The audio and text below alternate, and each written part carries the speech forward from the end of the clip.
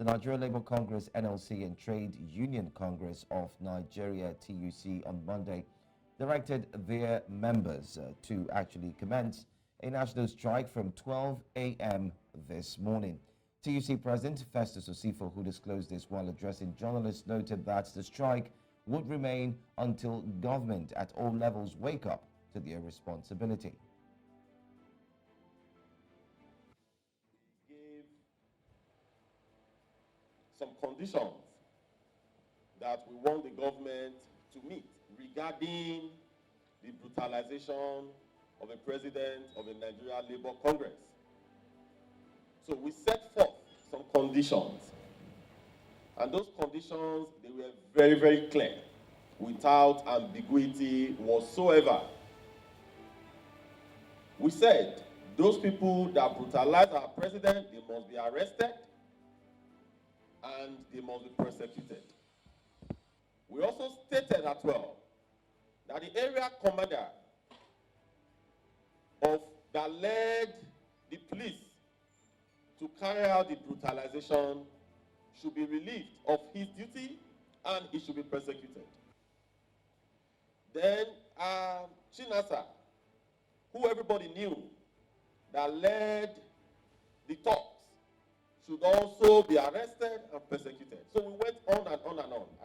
I think the gentleman with press, you have the list of our demands. We gave an ultimatum that initially expired Wednesday last week. So effective tomorrow or midnight today, a nationwide strike is going to... Recall that the unions had on Tuesday last week said they will embark on a national strike from Tuesday, the 14th of November, after an extraordinary National Executive Council meeting in Abuja. Now, the action of the unions followed the brutalization of the NLC National President Ajaero last week in Imo State. Meanwhile, the National Industrial Court of Nigeria on Friday last week restrained the labor unions from embarking on strike. Well, the interim order followed an expert request by the Nigerian government through the Office Attorney General of the Federation, AGF, and Minister of Justice, following the labor union's threats to embark on strike. Well, joining us from Abuja, the nation's capital, is political analyst Ezekiel Nya-Etok, who's going to help us as we take a look at this current situation, especially looking at the ruling party. By the way, APC, the ruling party, has come out to say that this is a blackmail on the government, also warning the NLC and the TUC and, of course, others who are about to join the strike that they do have a court restraint. But let me ask you very quickly, what do you make of this strike and the time in which it is coming? You see, there's no time for certain actions. If you beat a child, there's no time that the child should cry, and there's no time that the child should not cry, even if it's in the middle of the night. You can't say you will disturb your neighbors.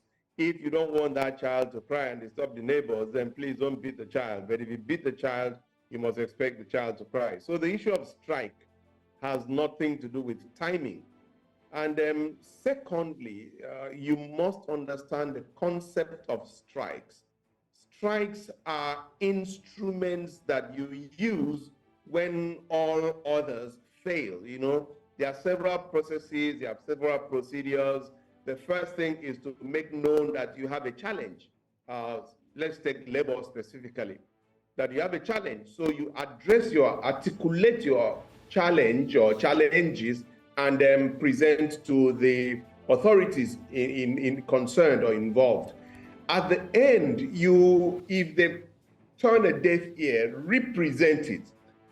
And at a stage, go public with it and buy public sentiment. Look, these guys have been asking them this problem. They are not listening to me. It's a legitimate challenge. For instance, if you are not paying my salaries, I'll tell you pay my salaries. If you are not paying my entitlements, I'll tell you pay my entitlements. If the working condition is not conducive, I'll put it forward to you. And when you engage the public, then at that point, you are compelled to bring out one of the cards that you have, and that card is a card of the strike. And you have to be strategic about it. You have to bring out the strike when it actually hurts. when he's going to call attention, a guy is fully dressed and he wants to go out and say, if you don't give me my money now, I'll pour this water on you. And he knows that you can't pour the water on me. I'm already running late. And he's going to be forced to say, okay, look, guys, let's talk about this. And what's the problem? Can you give me a little more time? Anyway, what I'm trying to say is that when you want to embark on a strike, after you have exhausted all other, avenues of resolving the dialogue, you have to look for a strategic time. And for the labor in Imo, the story has been that this has been on and on and on for God knows how long. So they waited. When a man wants his second term, they say, okay, we'll meet you there. And it so happens, and let's not be mixing issues, it so happens that Ajaero, in this case, is from Imo State, but he is the president. And if it had been in Jigawa, or it had been in Akwa Ibom, or it had been in Kano, or Sokoto, or Bayelsa, the people would have read a little differently. But the fact that he's from Imo doesn't stop him from being the national president of NLC. And the Imolites said, President, this is the time, you hit the iron while it's hot. This is the time to strike the iron. And he went there. So when we give that context of timing and persons involved and issues and essence, it becomes a broader discussion that we must take them as they come and in context. All right. What are your thoughts regarding the statement by the Special Advisor to the President on Information and Strategy, Bayo Onanuga, who says that he refers to this, I think we'll just call it ego tripping. He says that the NLC is trying to blackmail the country, and basically what the strike is about is surrounding a personal issue, which of course is the attack on Joe Ajaero. Now, analyze this vis-a-vis the statement of the governor, I'll call him the governor of Imo State, or the governor-elect of Imo State, Hope Uzodinma, who says that he does not owe the salaries of workers in Imo State and that his salary payment is up to date, which is what you gave as a foundation for the initially intended strike by the NLC. So we'd like you to analyze both scenarios. The special advisor saying that this is ego tripping, this is a personal matter, and that they're trying to hold the country of over 200 million people because of a personal matter. You see, the very first thing is that when somebody says something, your first question is, who said it? And when you hear a man whose office has attached that toga or that appendage of strategy, then you wonder and ask yourself, what's his strategy? What is it trying to achieve? If you are strategic in your communication, you want to say certain things in a way that even your enemies would say, okay, it makes sense somewhat. You want to bring in not only your people, you already have your people, but you want to even bring in your enemies to sympathize with you. For you to just come and generalize that, this is ego tripping and this and that. And then, the people of Imo State who are feeling that they've been hard done by the governor, hearing you say that, even members of your party who are workers are not going to be happy with you. So I don't see how you call that ego tripping. What is ego tripping? Did he go there on his own? Has there been a problem? What were the issues? I am partially from Imo, I would say so, because my wife is from there. So that connects me to a lot of people in Imo State. And I think that the issue of Imo State is one that we that run the commentaries from outside really need to ask ourselves some 1, 2, 3 hard questions as to what the issues are, what the fundamentals are, so that when we pass a judgment, it becomes an informed judgment. I think that every governor wants to have a control of all the facets of government, including labor. But the question is, how do you get about it? That's where strategy comes in. Number 2, there is this nationwide disconnect between government and the people. And I contested the governorship in this last election, and one of the people that I hit so hard was Labour. I actually traced the problems of Nigeria to Labour, because no politician can take any action without the direct connivance, let me use that word, of TUC and NLC members. And I use that word, advisedly. I use it as an enlightened person. I use it as somebody who understands the meaning of those words and the runnings and understandings of those two bodies. Okay. So I want to still follow up with the second part of the question I asked regarding Governor Hope Uzodinma saying that he's not owing salaries. And I'm going to quote. He says that he has been paying salaries.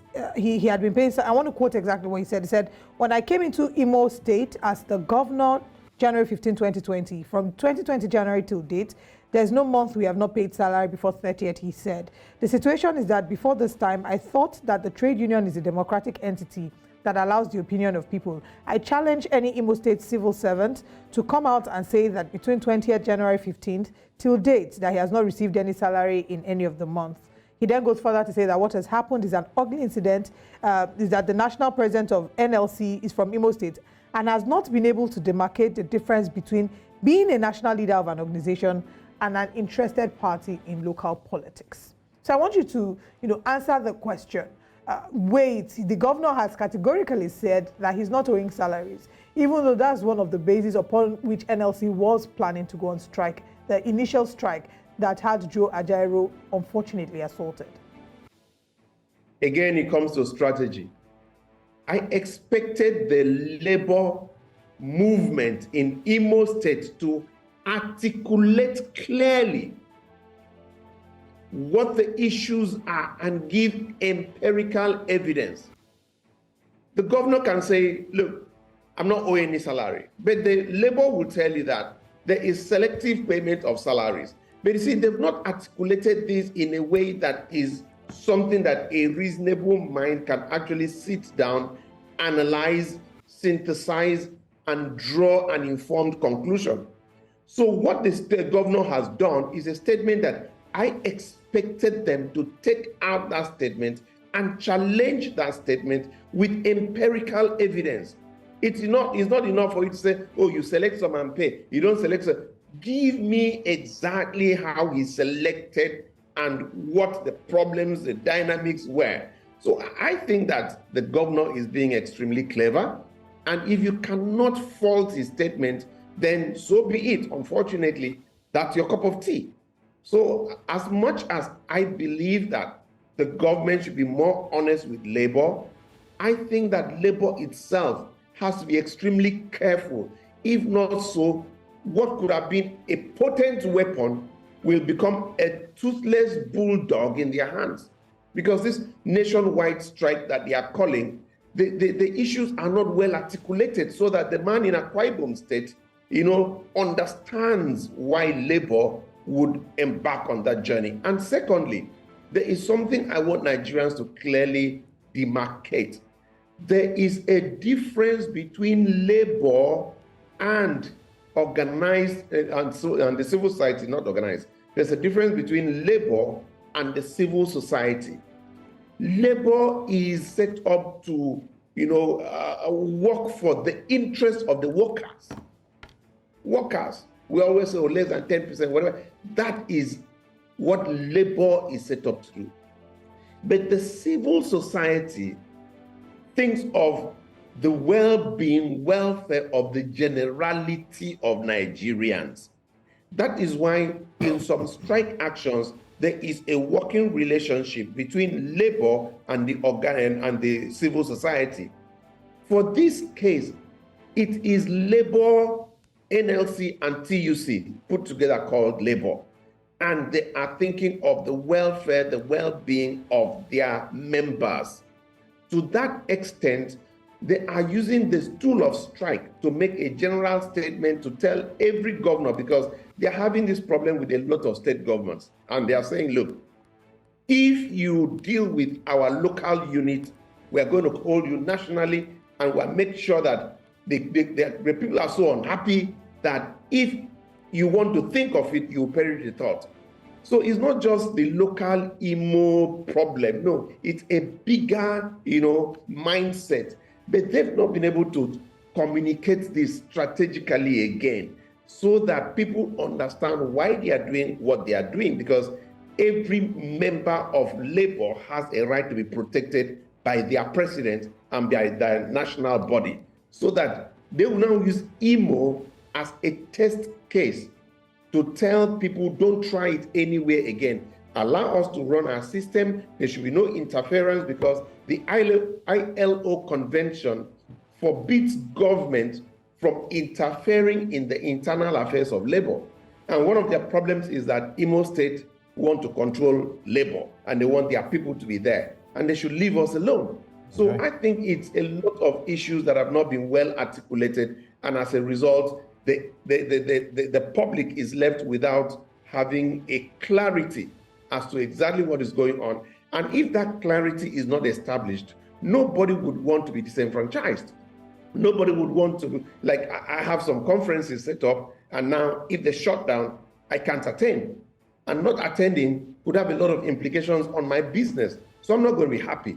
But if I realize that what they are doing is legitimate and has a case, I'll be compelled to say, well, let's see how far it goes, and pray and hope that the issues are resolved timelessly so that we can move on as a nation. Okay, let's look at the possible case and the possible reasons why this strike is indeed starting at 12 noon today. And I'd like to pose that as my follow-up questions to you. 12 a.m. 12 a.m., I beg your pardon. 12 a.m. Today. Let me pose it as my questions very clearly. One, the Labour Party, that's the Labour Party, of course, of Mr. Peter Obi and the like. Many have said that the president of the NLC is an affiliate of the Labour Party.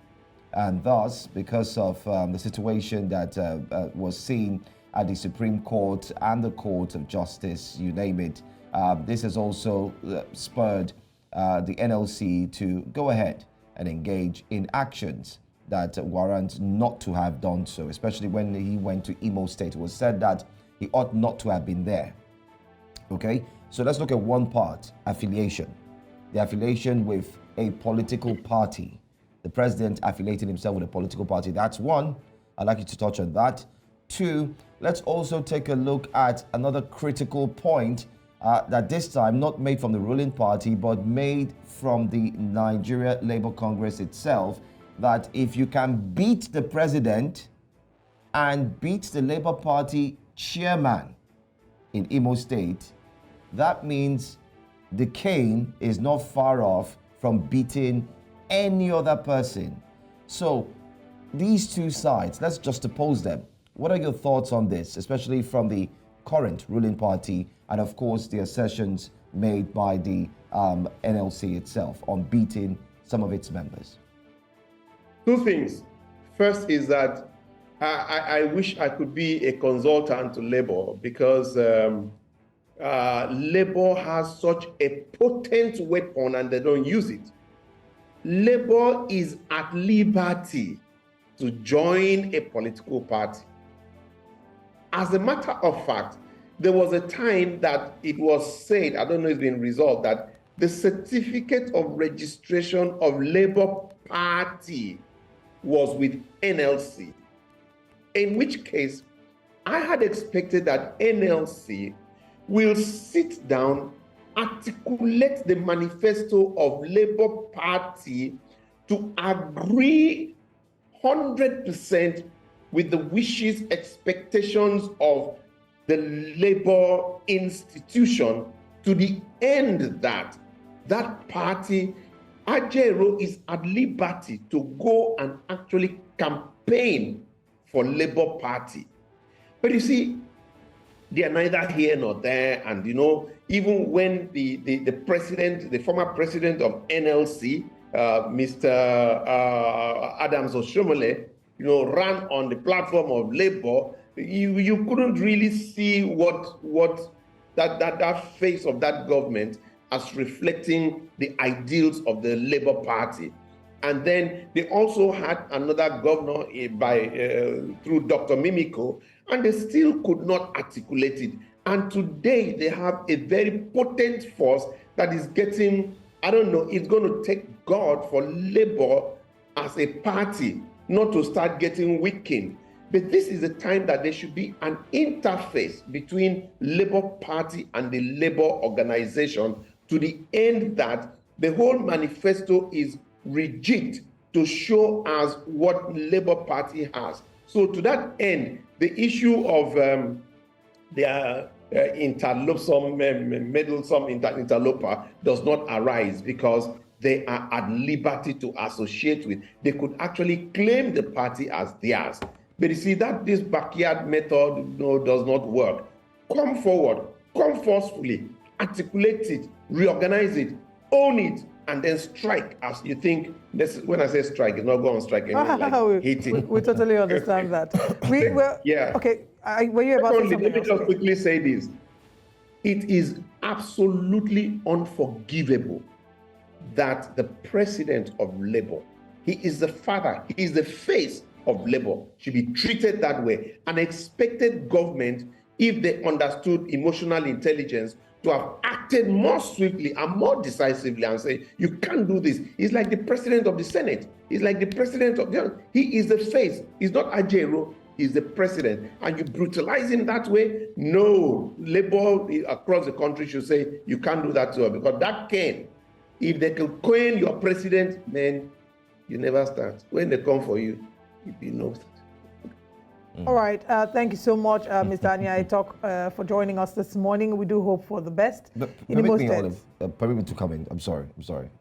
I just wanted to ask Mr. Nya-Etok before he leaves his thoughts on the just concluded off-cycle elections. Very briefly, please. Your thoughts. My thoughts. Please give me 1 hour for that answer. Okay, that's fine. Because it's extremely deep and emotional, and I think that Nigerians, we should choose what we want. Okay. We're going to have a review of the off-cycle elections here on Breakfast Central, by the way. This also poses as a clarification and letting the audience know that that review will be done pretty soon. So hopefully we'll get you back on track. I really wish I was your guest. Oh, Lord. We will have you join us. Hopefully tomorrow or next. No problem. Thanks so much. God bless you. Thank you.